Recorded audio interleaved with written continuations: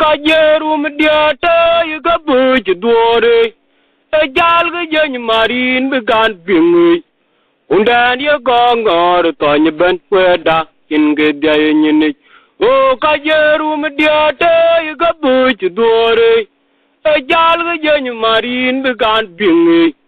undan ye gongor tony ben kweda inge dayini jal ga jen marin began bingi undan ye gongor tony ben kweda inge dayini riamu wala narer tuinum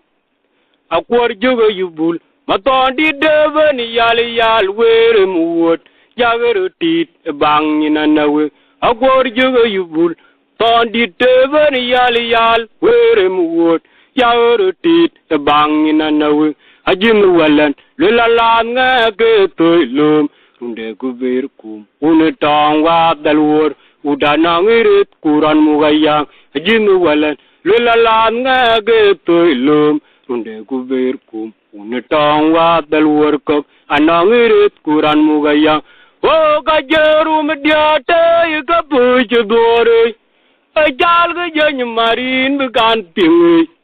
undan ye gongor tony ben kweda inge dayini chal ga jany marin began pingi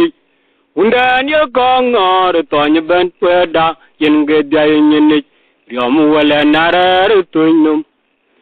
kor jogo yubul matondi deben yal were muwot jagero tit bangina nawe agor jogo yubul